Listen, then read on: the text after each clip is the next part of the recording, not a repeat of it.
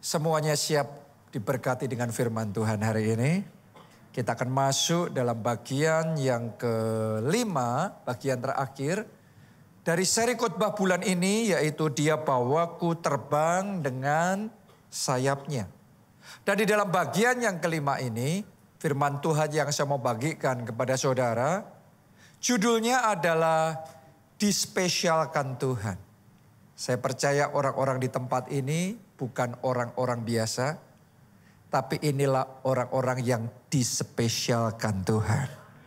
Amin. Berapa banyak yang percaya Anda punya tempat istimewa di hati Tuhan? Anda dan saya orang-orang yang dispesialkan Tuhan. Yang percaya kita kasih tepuk tangan yang meriah buat Tuhan kita. Keluaran 19 ayatnya yang kelima.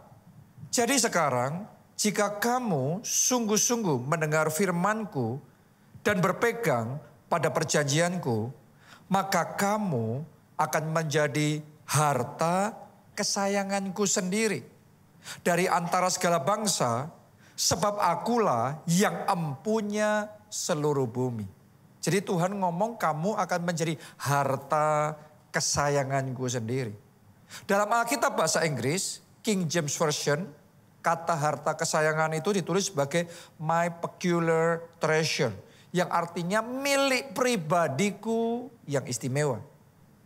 Di dalam New English Translation itu menggunakan kata my special possession.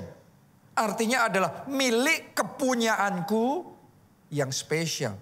Nah, kalau Anda perhatikan frase-frase tadi dari berbagai terjemahan Alkitab itu, Anda akan bisa merasakan ketika Tuhan ngomong tentang kita sebagai miliknya sendiri itu, ada satu sense of ownership, satu rasa kepemilikan yang besar. Kamu bukan cuma sekedar harta, tapi kamu hartaku sendiri, milik kepunyaanku sendiri. Ini sama seperti kayak orang tua merasa memiliki anaknya. Ya, anak itu mungkin di mata orang lain biasa saja.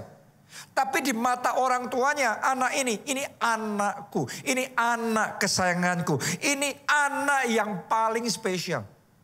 Mungkin buat orang lain, anak ini gak ada spesial-spesialnya. Anak ini biasa sama sekali ya, anak-anak ya gitulah, kira-kira satu dari sekian banyak orang, sekian banyak anak. Tapi buat orang tuanya, anak ini yang paling istimewa, ini anakku, ini anak kesayanganku. Tahukah saudara, seperti itu juga Tuhan memandang kita semuanya. Bahwa saudara dan saya adalah anak-anak kesayangannya Tuhan. Oke, mungkin di mata orang lain kita biasa-biasa saja. Mungkin di mata teman kita bahkan kita dianggap gak ada apa-apanya. Mungkin di mata saudara sendiri Anda merasa mungkin hopeless dengan dirimu sendiri. Bahkan mungkin ada orang tua yang menganggap anaknya sudah kayak gak ada harapan, hopeless. Tapi gak peduli seperti apa kita di mata orang lain. Satu hal yang harus kita pahami.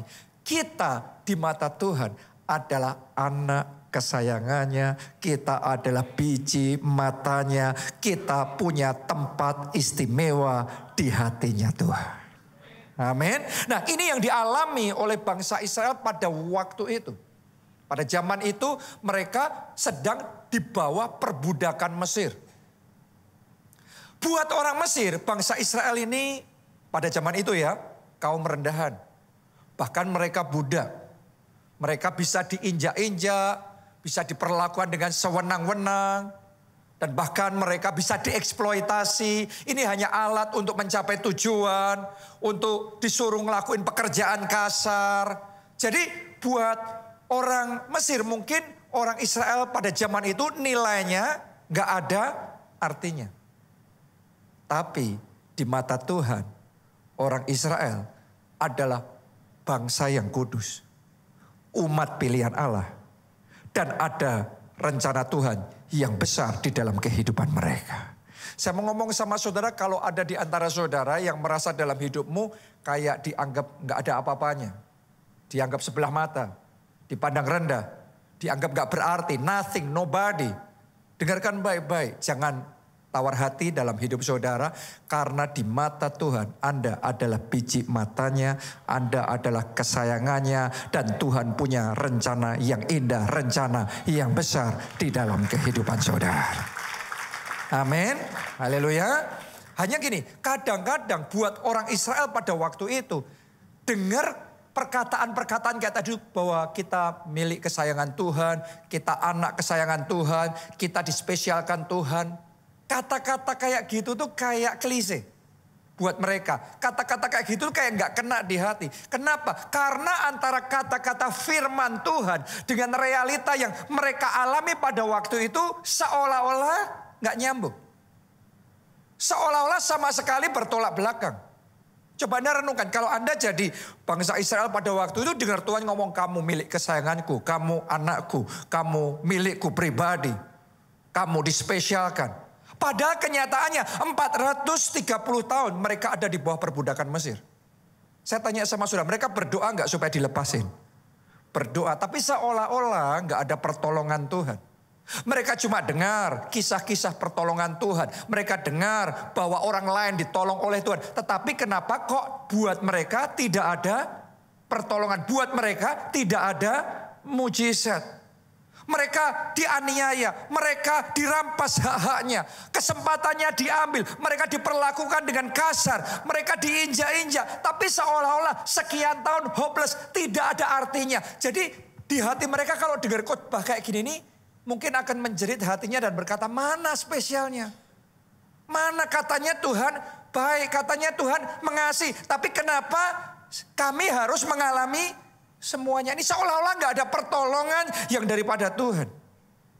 Jangan-jangan di antara saudara ada juga yang saat ini merasakan perasaan yang sama seperti bangsa Israel pada waktu itu.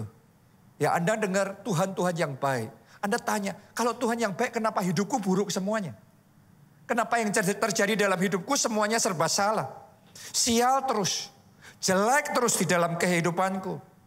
Mungkin ada lagi di antara saudara yang berkata, aku sudah doa loh buat anakku. Aku doa buat pasanganku yang sakit supaya disembuhkan. Aku percaya, aku puasa, aku perkataan profetik dan seterusnya. Tapi hasil akhirnya mereka tidak tertolong. Hasil akhirnya mereka akhirnya meninggal dunia. Dan tidak disembuhkan. Mana? Tuhan yang baik itu mana? Sebagian lagi ngomong, kenyataannya hidupku habis semuanya. Pekerjaanku habis, keuanganku habis, nama baikku habis, kehormatanku habis. Sekarang masih nanggung hutang yang besar, tanggung jawab yang besar. Katanya Tuhan baik, baiknya yang mana? Katanya aku anak kesayangan, katanya aku dispesialkan, mananya yang spesial? Saya nggak tahu ya satu persatu apa yang saudara alami, tapi yang pasti ada situasi-situasi yang kadang-kadang ketika kita ada di dalam momen kayak gitu, susah untuk kita bisa mengaminkan bahwa kita itu adalah milik kesayangannya Tuhan.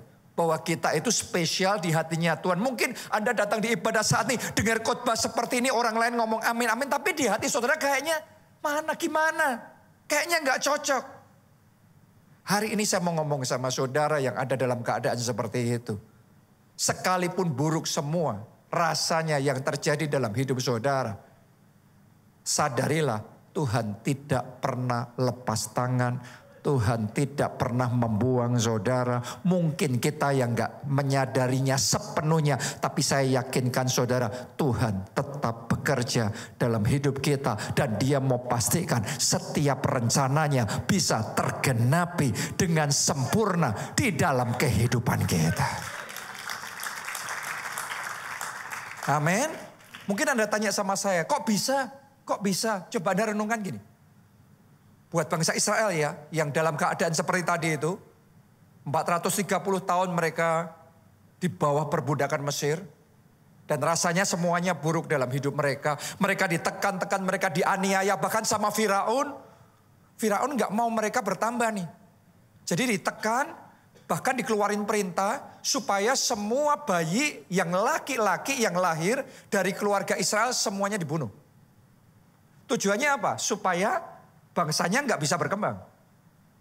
Oke, tapi yang luar biasa Alkitab mencatat gini, semakin ditekan bangsa Israel semakin bertambah banyak, bahkan dengan dahsyat berlipat ganda.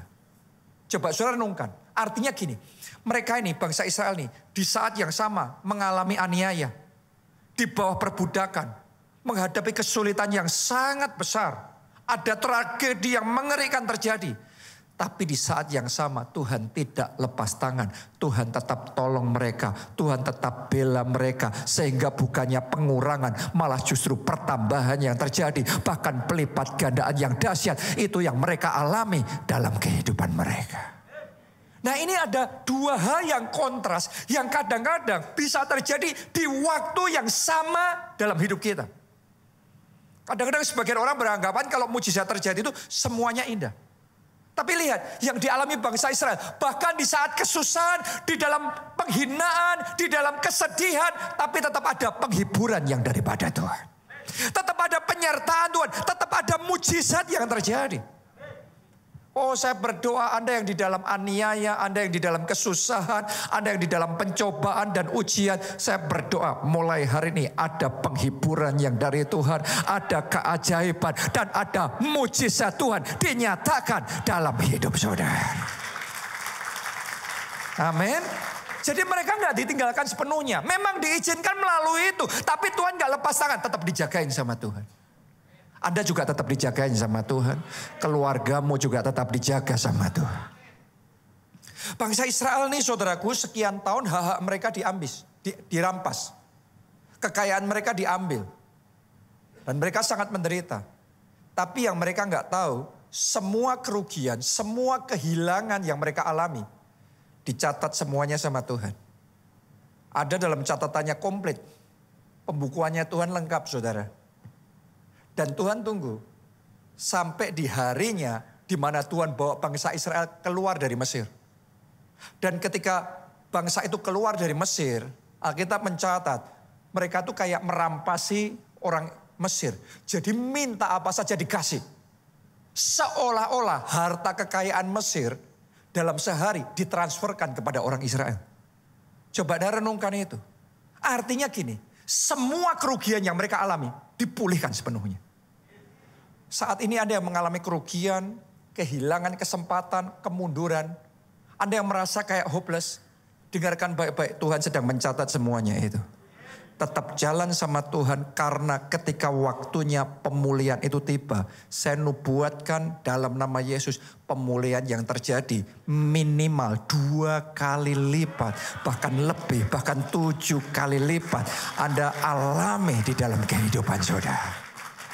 Jadi dalam kesusahan mereka nggak sepenuhnya ditinggalkan. Anda juga tidak sepenuhnya ditinggalkan. Di balik semuanya itu tetap saja Tuhan turut bekerja dalam segala perkara untuk mendatangkan kebaikan. Karena itu doalah sama Tuhan untuk membukakan mata rohani kita supaya kita bisa melihat di balik kesedihan, di balik kesusahan kita tetap ada kebaikan Tuhan.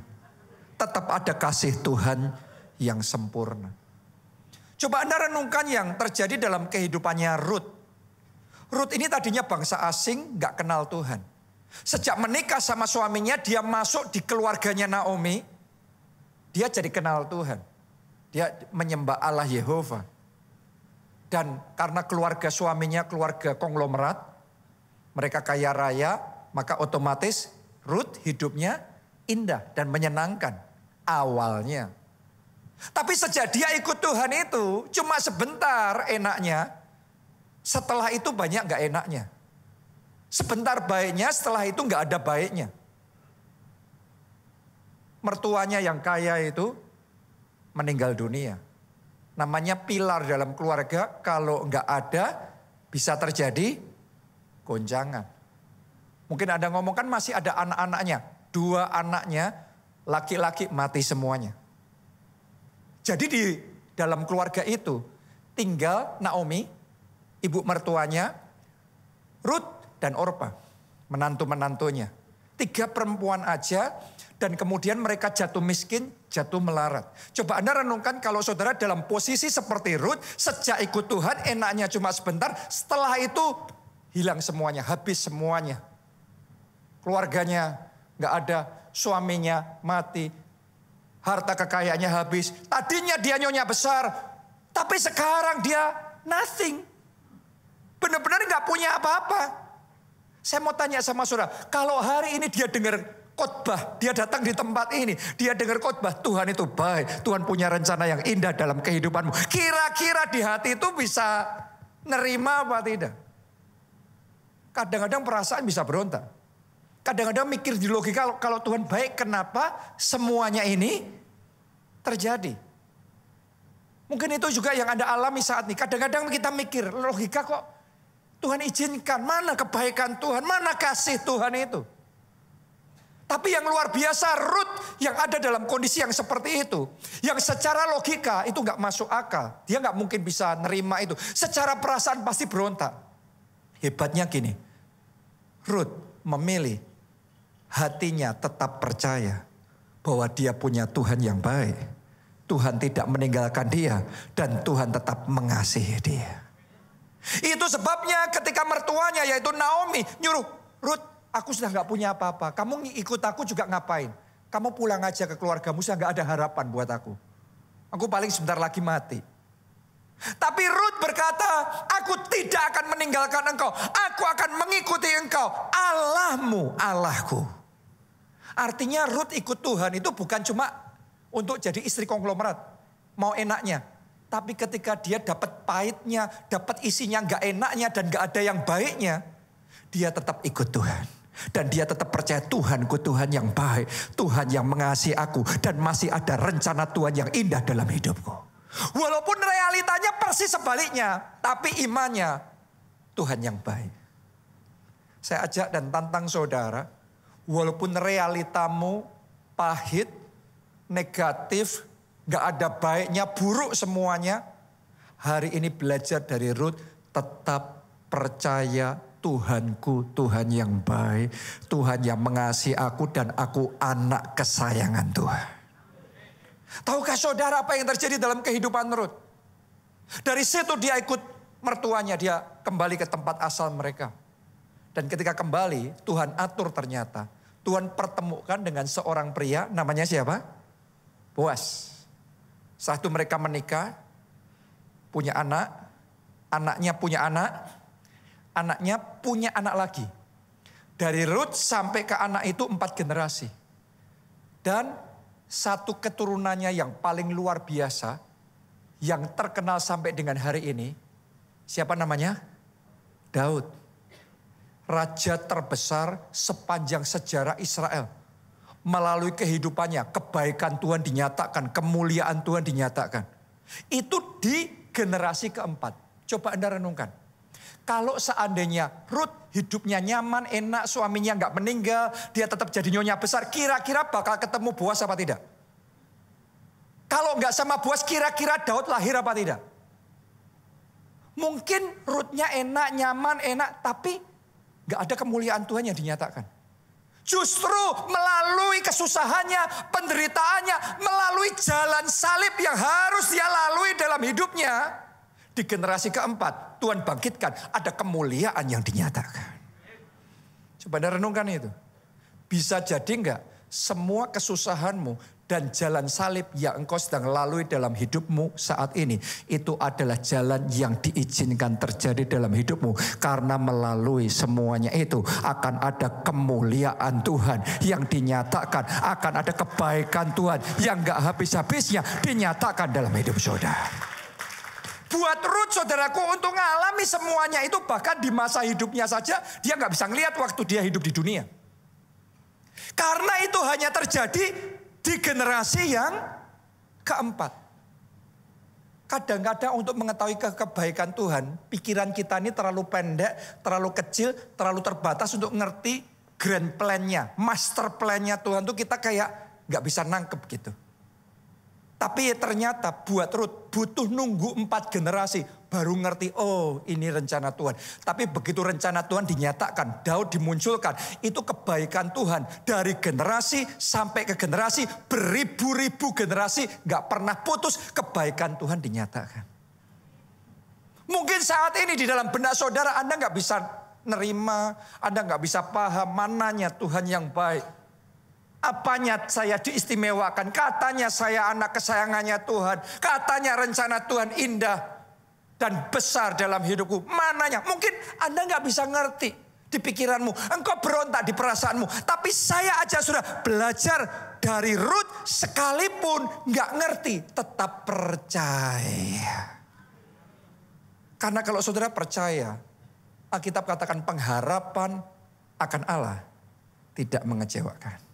Saya mau katakan Anda tidak akan dikecewakan. Engkau akan melihat kemuliaan Tuhan dan kasih Tuhan dinyatakan dalam hidup saudara. Karena itu belajar percaya. Saya ngerasain bahkan di ibadah ini akan ada orang-orang di sini. Penghiburan dari Tuhan akan dinyatakan dalam hidup saudara. Kekuatan dan kuasa Tuhan akan diberikan dalam hidup saudara. Kemuliaan Tuhan dinyatakan dalam hidup saudara. Kasih tepuk tangannya yang paling meriah buat Tuhan kita. Kadang-kadang saudaraku, kita hanya perlu doa minta Tuhan ajari aku untuk bisa melihat kasih-Mu.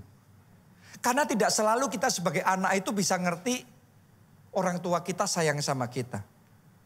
Waktu saya masih SMP, ya saya kan anak pendeta. Saya suatu saat punya masalah dengan satu pengurus gereja, orang dewasa. Kan saya masih anak-anak. Karena anak pendeta, saya merasa saya bisa lapor sama papa saya. Jadi saya datang sama papa saya lapor karena saya mau dibela sama papa saya. Tapi ternyata papa saya ngomong itu masalah kamu harus belajar nyelesain masalah sendiri. Papa tuntun dari belakang, papa ajarin dari belakang, tapi kamu yang nyelesain masalah sendiri.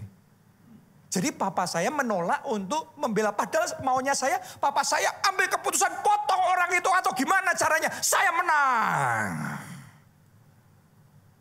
Tapi ternyata papa saya nggak mau.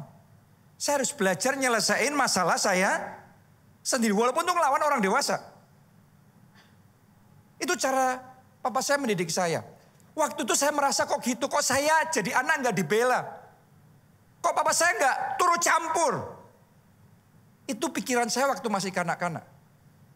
Tapi setelah dewasa saya ngerti. Justru karena saya tidak digampangkan seperti itu, tidak dimudahkan, tidak semuanya diambil alih urusannya. Saya punya kesempatan untuk belajar mengembangkan kemampuan saya menyelesaikan masalah, menghadapi situasi, menghadapi orang-orang yang berbagai jenis yang berbeda. Leadership saya mulai muncul dan saya jadi hari ini saya tahu bagian dari proses yang dilalui itu. Saya masih ingat waktu saya diutus pertama kali merintis dan memimpin gereja, umur saya 20 tahun. Jadi pendeta, jadi gembala sidang. Ya. Dan waktu itu papa saya Pak Ubaja ngomong sama saya, kamu merintis di Jogja tapi papa maksimal datangnya ke Jogja cuma setahun sekali. Kamu sendiri. Padahal di cabang yang lain dia berkali-kali datang. Tapi kalau di tempat saya ada dia nggak datang. Saya ngerasa kayak kok gitu. Tapi itu bagian dari proses. Itu bagian. Tapi bukan berarti dia lepas tangan ya. Dari belakang dia ngajarin. Dari belakang dia nuntun. Tetapi dia ngomong, kalau papa yang datang ke situ terus, nanti semua orang dengerinnya papa, ngikutinya papa, enggak kamu. Langsung jadi enak sih, gampang sih, karena kan sudah pengalaman. Jadi lebih bisa ngambil keputusan benar. Daripada kalau saya banyak salahnya, ketubruk sana, ketubruk sini, benjol sana, benjol sini. Tapi ternyata melalui semuanya itu, proses pendewasaan terjadi. Saya maunya dibela langsung, papa saya turut campur langsung, menang langsung. Tapi kalau waktu itu isinya cuma dibela, langsung diambil alih urusannya, waktu itu enak. Sekarang jadi anak manja yang gak bisa apa-apa. Tapi karena waktu itu yang saya harapkan tidak terjadi, kayak dibiarin, bukannya dibela tapi dibiarin. Tapi bukan lepas tangan ya, tetap dari belakang ngawasin ya. Tetap mendukung ya. Tapi melalui semuanya itu, saya bertumbuh. Jadi lebih tahan uji. Jadi lebih matang, jadi lebih dewasa. Dan saya tahu saya ada hari ini, saya ada bagian dari proses pelatihan itu. Mungkin doamu selama ini supaya Tuhan bela. Tapi belum tentu Tuhan mau langsung bela. Dan mungkin saudara merasa kok gitu, kok Tuhan gak langsung bela. Orang itu gampang cepet doa sebentar terima mujizat. Orang itu baru bertobat sebentar langsung ditolong, dibuka jalan. Tapi kenapa aku susah banget? Kenapa aku berat banget? Percaya saudaraku ya, Tuhan itu punya porsi untuk setiap orang.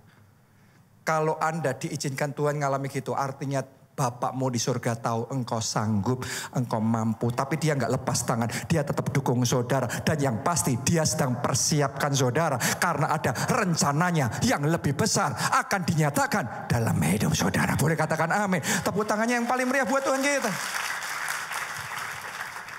Jadi apakah saudara langsung terima jawaban doa instan apa tidak? Percayai. Engkau punya Bapak yang baik. Tuhan yang mengasihi engkau dan rencananya indah dalam hidupmu. Engkau paham dengan logikamu atau engkau nggak bisa paham? Perasaanmu berontak atau bisa nerima? Tapi imanmu harus tetap percaya. Tuhanku baik dan Tuhan mengasihi aku. Ingat baik-baik saudaraku, manusia pikirannya terbatas. Ruth masa hidupnya nggak ngelihat itu. Baru generasi keempat, oh ternyata ini maksud Tuhan. Daud harus muncul melalui semuanya ini. Karena ada kemuliaan di balik salib. Oh saya berdoa semua jalan salib yang Anda sedang lalui dalam hidupmu. Ujungnya kemuliaan Tuhan dinyatakan di dalam hidup saudara.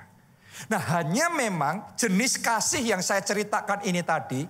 Ini jenis kasih yang susah banget dicerna dan dipahami. Karena nggak gampang.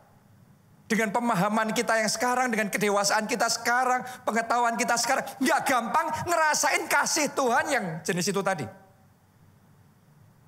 Itu sebabnya saya mau ngomong sama saudara, walaupun nggak bisa dipahami, nggak gampang dipahami, pokok ambil keputusan, percaya Tuhanku Tuhan yang baik. Allah turut bekerja dalam segala perkara untuk mendatangkan kebaikan. Nah itu satu jenis kasih Tuhan. Oke sekarang kita move berikutnya. Maju lagi ya. Jenis kasih Tuhan yang berikutnya adalah jenis kasih Tuhan yang ketika dimanifestasikan langsung kerasa indah dalam hidup kita. Langsung akan membuat kita rejoice. Langsung akan membuat kita excited. Langsung akan membuat kita ngomong thank you Jesus. Engkau baik banget dalam hidupku. Ini nggak butuh dicerna, langsung kerasa saudaraku. Langsung manis, kenanya enak banget di hati. Inilah judul khotbah hari ini. Yaitu dispesialkan Tuhan. Dan doa saya Anda ngalami juga kasih Tuhan. Jenis yang kedua ini yaitu dispesialkan Tuhan. Amin. Kalau Anda dispesialkan Tuhan apa yang akan terjadi? Yang pertama saudara akan dipagari dengan perlindungan Tuhan. Saya doa ya sementara firman ini dibagikan perlindungan Tuhan diaktifkan untuk keluarga saudara, untuk hidup saudara, untuk masa depan saudara. Ada perlindungan Tuhan yang sempurna. Mari kita baca Keluaran 12 ayat 41 dan 42. Sesudah lewat 430 tahun, tepat pada hari itu juga keluarlah segala pasukan Tuhan dari tanah Mesir. Pasukan Tuhan ini bangsa Israel. Jadi ini harinya mereka finally merdeka. Akhirnya keluar dari Mesir. Bebas. Tapi ternyata belum sepenuhnya ya. Lihat ayat berikutnya 42. Malam itulah malam berjaga-jaga bagi Tuhan. Untuk membawa mereka keluar dari tanah Mesir. Dan itulah juga malam berjaga-jaga bagi semua orang Israel turun-temurun untuk kemuliaan Tuhan. Perhatikan kalimat ini, malam berjaga-jaga. Saya mau tanya sama saudara, apakah setiap hari kita nggak harus berjaga-jaga? Ya setiap hari harus waspadalah, jaga-jagalah. Tapi ada momen tertentu sampai dicatat di dalam Alkitab, malam itu secara spesifik, malam berjaga-jaga bagi Tuhan. Kenapa? Karena Tuhan sedang membawa umatnya, bangsa Israel keluar dari perbudakan Mesir. Merdeka. Tapi walaupun mereka sudah merdeka, keluar dari Mesir, belum sepenuhnya aman. Firaun Gak begitu saja bisa nerima kehilangan tenaga kerjanya. Anda bayangin yang ngerjain ladang mereka selama ini siapa? Kebun mereka siapa? Peternakan mereka siapa? Yang membangun kota-kota, gedung-gedung mereka yang besar-besar siapa? Ini kalau jutaan tenaga kerja langsung pergi, ekonominya bisa hancur nih. Dia gak mungkin bisa terima begitu aja. Firaun kerahkan semua tentaranya, pasukan Mesir yang zaman itu adidaya, dikerahkan untuk mengejar orang Israel. Itu sebabnya di satu sisi Israel sudah dapat pertolongan Tuhan. Israel sudah bisa keluar dari Mesir. Tapi di sisi yang lain belum sepenuhnya aman. Karena masih ada kekuatan yang very powerful yang siap untuk menghancurkan mereka. Berapa banyak dari saudara ngalami juga hal yang sama seperti bangsa Israel. Anda bisa ngerasain Tuhan sudah bekerja dalam hidup saudara. Sudah ada pertolongan dari Tuhan. Sudah ada awan telapak tangan dari Tuhan. Sudah ada mujizat dari Tuhan. Tapi masih belum beres sepenuhnya. Masih ada ancaman nih. Masih ada resiko ini. Masih ada ganjalan ini. Berapa banyak dari kita ada di posisi in between miracles. Jadi di tengah-tengah mujizat. Sudah terjadi, nggak bisa disangkali. Tapi kok masih gini, kurang ini, kurang itu. Saya mau nubuatkan buat saudara, malam ini Tuhan akan menyempurnakannya bagi saudara. Seperti malam itu Tuhan berjaga-jaga buat orang Israel. Tuhan malam ini berjaga-jaga buat saudara. Bahkan sepanjang hidup, sepanjang umur saudara, Tuhan menjagai dan melindungi saudara dengan sempurna. Boleh katakan amin. Tepuk tangannya yang paling meriah buat Tuhan kita. Keluargamu dilindungi oleh Tuhan. Keuanganmu dilindungi oleh Tuhan. Kesehatanmu dilindungi oleh Tuhan. Seluruh hidupmu dilindungi oleh Tuhan. Ya, jadi yang dialami mereka waktu itu seperti itu. Karena Tuhan jaga, tentara Mesir ngejar, dikacokkan tentara Mesir. Diperlambat sama Tuhan. Tapi belum aman sepenuhnya ini. Tuhan terobos lautan. Bangsa Israel bisa lewat, berjalan di atas lautan, di atas tanah kering, sampai selamat. Tentara Mesir yang mau mengejar mereka, akhirnya binasa di tengah laut. Karena Tuhan yang menjaga mereka. Saya mau nubuatkan di antara saudara, kalau ada yang keluarganya tidak aman, yang pernikahannya tidak di posisi aman, ada ancaman, ada bahaya, yang pekerjaannya, keuangannya tidak di posisi aman, asetnya tidak di posisi aman, ada ancaman-ancaman itu. Tangkap rema firman Tuhan hari ini. Anda dispesialkan oleh Tuhan dan mulai hari ini Tuhan akan menjagai dan melindungi saudara sehingga semua ancaman, semua panah berapi si jahat, semua hal yang mau berusaha menghancurkan hidup saudara digagalkan, dihancurkan. Kita aman dalam lindungan Tuhan. Pernikahan kita aman dalam lindungan Tuhan. Keluarga kita aman dalam lindungan Tuhan. Pekerjaan, keuangan kita aman dalam lindungan Tuhan. Alami itu secara pribadi dalam hidup saudara. Kemarin minggu saya cerita di ibadah ini, kesaksian tentang gereja kita di Solo yang diamankan sama Tuhan. Tapi hari ini saya mau cerita sama saudara, gereja kita yang di Jogja kemarin Jumat baru saja dapat mujizat baru. Gereja kita di Jogja sudah hampir 25 tahun. Selama 25 tahun kita merasakan penyertaan Tuhan, kita merasakan berkat Tuhan, kita merasakan tuntunan Tuhan. Gereja itu bertumbuh. Jadi salah satu atau mungkin yang terbesar di Jogja sekarang ini. Akan tetapi selama 25 tahun kita berjuang untuk punya tempat sendiri, punya gedung sendiri, yang punya izin resmi gereja sendiri. 25 tahun belum berhasil, saudaraku.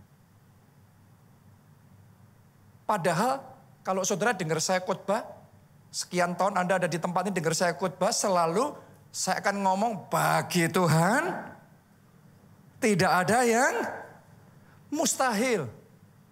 Tapi kenyataannya berjuang seperti apapun nggak nembus. Tetap saja keblok semuanya. Nggak bisa. Berdoa sudah belum? Jangankan berdoa, berpuasa itu sudah berulang-ulang 40 hari. Tapi nggak nembus juga. Ya, jadi kadang-kadang di saat yang sama kita ngalami mujizat. Ini mujizat itu ada area tertentu juga diizinkan kita berjuang, bergumul. Tapi yang luar biasa saudaraku, ini saya kesaksian sama saudara ya. Jumat kemarin kita diundang untuk ketemu dengan bupatinya. Dan ketika kita ketemu, saya, Pastor Nita datang di situ. Ya, langsung sama bupatinya diserahkan PBG. PBG itu mungkin Anda lebih familiar istilahnya yang sebelumnya. IMB, resmi rumah ibadah gereja permanen. Setelah hampir 25 tahun berjuang, berusaha, berdoa, semuanya akhirnya kemarin Jumat tembus. Saya kemarin tuh jadwalnya tuh padat sekali sehingga saya tuh capek sekali. Tapi waktu capek kemarin Sabtu saya nyetir sendiri dari Solo ke Jakarta. Capek sih secara badan saudaraku. Tapi capek hatinya, capek badannya, hatinya rejoice. Hatinya penuh dengan sukacita karena pulang ke Jakarta dengan kemenangan. Buat sebagian orang yang mungkin saudara cuma dengar kayak gini kurang bisa menghayati. Tapi buat saya yang berjuang di lapangan, saya yang ngerasain diancam kiri, diancam kanan.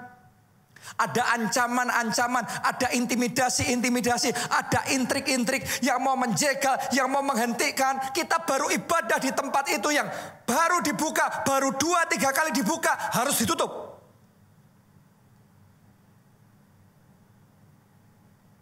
Tapi sebagian orang kalau ngalami seperti itu, terus putus asa. Baru buka sebentar terus ditutup. Saya mau ngomong sama saya belajar ya, jalan sama Tuhan. Sudah kalau dari dibuka bisa ditutup, maka dari ditutup bisa dibuka lagi. Jangan putus asa ketika menghadapi tantangan dan rintangan. Bisa dibalik keadaan. Dan sudah dibuka, tapi dibuka izin sementara. Sekian tahun ini cuma izin sementara. Isinya dikerjain, isinya ada berbagai macam intrik untuk menjegal kita. Tapi kita fight dan fight dan fight. Sampai akhirnya kemarin Jumat itu tembus juga. Ada kemenangan terjadi. Dan Tuhan berikan buat gereja kita. Kita kasih tepuk tangannya yang paling meriah buat Tuhan kita. Coba Anda renungkan, hampir 25 tahun. Tapi kalau saya khotbah sama saudara, saya bicara tentang mujizat. Saya selalu akan ngomong, mujizat terjadinya kapan? Sekarang. Jadi setiap pagi saya bangun, saya selalu akan ngomong, this is the day that the Lord has made. Hari ini, harinya Tuhan. Ini hari kemenangan. Ini hari mujizat. Ini hari terobosan. Itu imannya saya. Imannya saya. Dan ngimanin kayak gitu hampir 25 tahun. Kenapa saya ngelakuin itu? Karena diajarin Tuhan Yesus. Tuhan Yesus mengajarkan kepada murid-muridnya, apa saja yang kamu minta dan doakan. Saya tanya sama saudara, kalau saudara meminta, mendoakan sesuatu berarti secara jasmani sudah terima belum? Belum. Kesembuhannya belum diterima, izinnya belum diterima, berkatnya belum diterima secara jasmani. Tuhan ngomong gini, apa saja yang kamu minta dan doakan, berarti yang belum diterima secara jasmani. Kalimat berikutnya, percayalah bahwa kamu sudah menerimanya. Percaya itu secara jasmani sudah diterima atau percaya itu dalam hati? Dalam hati, percayalah. Apa yang secara jasmani kamu belum terima, di hati dulu percaya kamu sudah menerima. Itu hidup dengan iman. Anda percaya nggak kemenanganmu sudah terjadi? Anda percaya nggak sudah ada masa depan yang gilang gemilang yang Tuhan berikan di dalam kehidupan saudara? Anda percaya nggak kesembuhanmu sudah terjadi? Anda percaya nggak pintu-pintu sudah terbuka dalam hidup saudara? Percayalah kamu sudah menerimanya. Makanya itu saya katakan mujizatku sekarang. Mujizatku bukan besok, tapi sekarang. Kenapa? Karena aku percaya sudah terjadi. Secara jasmani belum terjadi. Tetapi di dalam hati oleh iman sudah aku terima. Yesus ngomong, apa saja yang kamu minta dan doakan, percayalah kamu sudah menerimanya. Maka kalau Anda lakukan itu, secara jasmani belum ada, tapi secara hati engkau percaya. Yesus ngomong, maka kamu akan menerimanya. Banyak orang kalau belum melihat secara jasmani, hatinya belum bisa percaya. Makanya nggak ngelihat apa-apa. Anda harus bisa berjalan dengan iman. Walaupun secara jasmani belum melihat apa-apa, tapi secara hati sudah percaya terlebih dahulu. Yesus ngomong, maka kamu akan menerimanya. Oh, akan ada orang-orang di tempat ini yang visinya yang besar, yang kayaknya nggak masuk akal. Engkau akan menerimanya, engkau akan mengalaminya, kemenangan terjadi. Terima itu dalam nama Tuhan Yesus. Terima itu terjadi bagi saudara dalam nama Tuhan Yesus. Amin. Ini adalah cara berjalan dengan iman. Kapan mujizatmu? Sekarang. Meskipun dalam konteks gereja kita di Jogja baru terjadi setelah hampir 25 tahun. Tapi tetap saya percayanya sekarang. Tiap hari percayanya sekarang.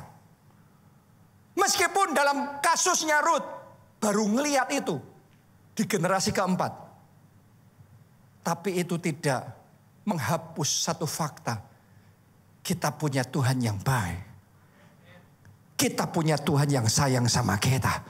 Dan rencananya tetap indah dalam hidup kita. Walaupun yang kita alami buruk semuanya. Itu tidak membuat fakta berubah. Bahwa kita punya Tuhan yang baik dalam hidup kita. Amin. Jadi Tuhan itu bekerja tuh waktunya kapan, terjadinya kapan. Itu haknya Tuhan. Tapi imanku sekarang. Untuk kasus gereja kita di Jakarta. Kita dikasih tempat kayak gini. Kita dikasih tempat di Piksana Haleluya Center. Itu nggak perlu mendoakan dan mengimani. Sebelum mendoakan, sebelum mengimani sudah dikasih. Itu sama sekali kita tidak memperjuangkan izin. Tahu jadi gitu aja, selesai. Coba saudara renungkan. Imannya sama, tapi jadi waktunya yang nentuin Tuhan. Bagian kita percaya. Oh, mulai hari ini imanmu dibangkitkan. Imanmu dibangkitkan. Imanmu dibangkitkan. Maka kamu akan melihatnya. Maka akan terjadi. Kamu akan menerimanya. Terima itu dalam nama Tuhan. Terima kesembuhanmu dalam nama Tuhan. Terima mujizatmu dalam nama Tuhan Yesus. Amin. Dan kalau hari ini Anda mendengarkan firman Tuhan. Dan Tuhan ngomong engkau milik kesayangannya. Engkau kepunyaannya pribadi. Engkau anak kesayangannya. Engkau spesial di matanya. Berani percaya enggak? Khususnya buat saudara yang merasa enggak disayang Tuhan. Engkau merasa engkau kecewa sama Tuhan. Engkau merasa dianaktirikan sama Tuhan.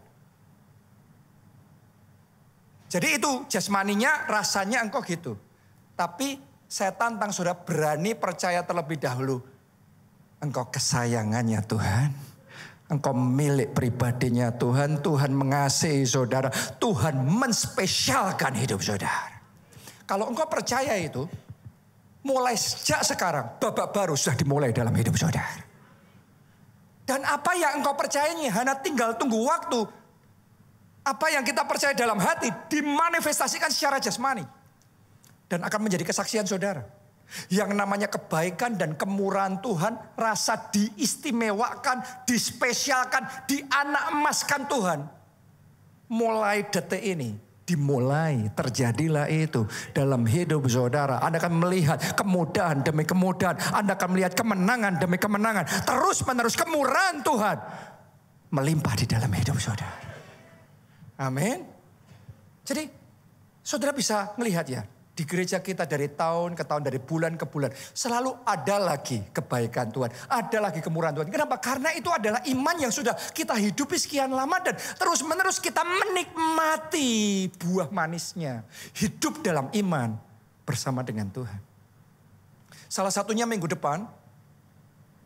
Gereja kita tanggal 7 Juli akan kedatangan tamu dari Oral Roberts University. Saya sudah sampaikan sama saudara ya, minggu lalu 9 orang dari top leadersnya akan datang di Haleluya Center Peak jam 10 ibadah minggu untuk melakukan penandatanganan antara mereka sama kita, MOU kerjasama untuk launching Oral Roberts University Indonesia. Satu lagi favor Tuhan, satu lagi anugerah yang Tuhan nyatakan. Dan sejak kemarin saya sampaikan itu sudah ada pelayan Tuhan, KKS, para pengusaha yang tanya nanti majornya apa saja. Terus kemudian bisa nggak? Gimana caranya kapan? Nanti untuk informasi selengkapnya tunggu tanggal mainnya saudaraku.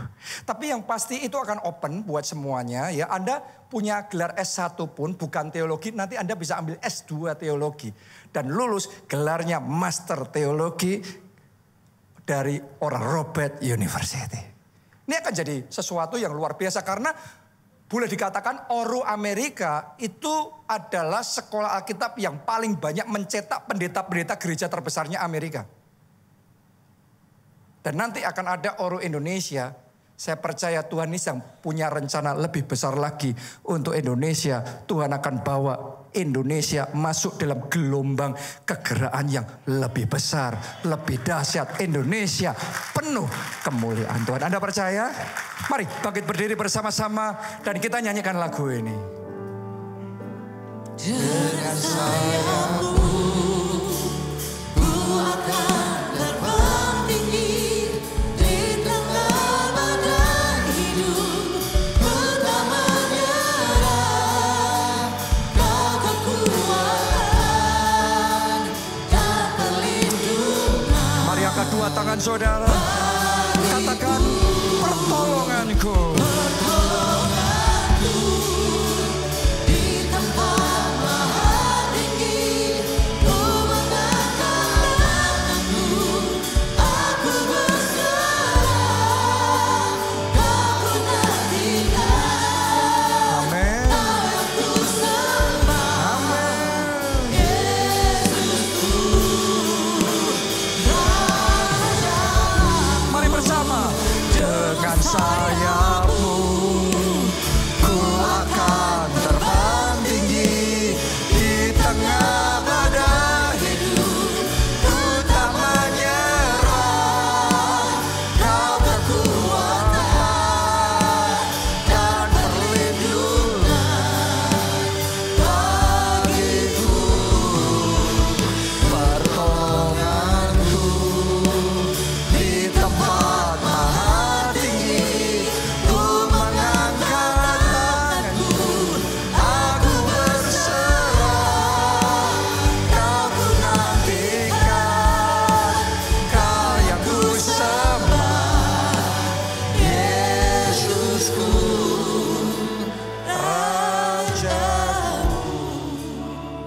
Jadikan Yesus sebagai Rajamu, Tuhanmu, Juru Selamatmu. Maka engkau akan menerima pengampunan dosa. Itu yang pertama. Dan itu sangat penting. Kenapa? Karena dosa itu yang seringkali menghalangi kita sama Tuhan. Selama ada dosa itu, penghalang itu terus ada. Tapi ketika Anda terima Yesus, maka dosamu dihapuskan. Sehingga Allah di pihak saudara. Kalau Allah di pihak saudara, siapa lawan saudara? Karena itu penting sekali Anda terima pengampunan dosa. Dan kalau Anda terima Yesus sebagai Tuhan dan Juru Selamat, yang kedua, Anda akan terima jaminan keselamatan hidup yang kekal. Pasti bisa masuk dalam kerajaan surga. Anda yang mau itu, mari buka hati, angkat dua tangan saudara, ikuti doa ini. Katakan, Tuhan Yesus, masuklah dalam hatiku. Jadilah Tuhan dan Juru Selamatku. Ampuni dosa-dosaku. Selamatkan aku ya Tuhan. Mulai sekarang hidupku milik Tuhan Yesus. Aku mau ikut Yesus. Melayani Yesus. Jadi saksi Kristus.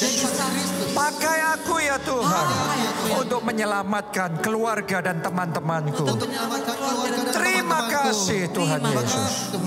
Amin. sekarang yang kedua, saya mau menantang saudara.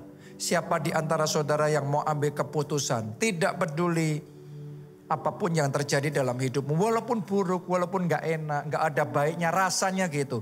Tapi tetap ambil keputusan, aku percaya aku punya Tuhan yang baik. Tuhan yang mengasihi aku, menyayangi aku, rencananya indah dalam hidupku. Anda yang mau ngomong seperti itu sama Tuhan, mari dengan segenap hatimu, angkat dua tangan saudara dan katakan, aku percaya Tuhan, aku percaya Tuhanku baik, rencananya baik, Tuhan sayang sama aku percaya. Allah turut bekerja dalam segala perkara untuk mendatangkan kebaikan dalam hidupku, kebaikan. Aku percaya. Ajari aku untuk percaya Tuhan. Seperti Ruth, walaupun hidupnya buruk semuanya, tetapi dia tetap percaya. Dia percaya Tuhan baik, Tuhan sangat baik, dan Tuhan teramat baik. Kami mau percaya.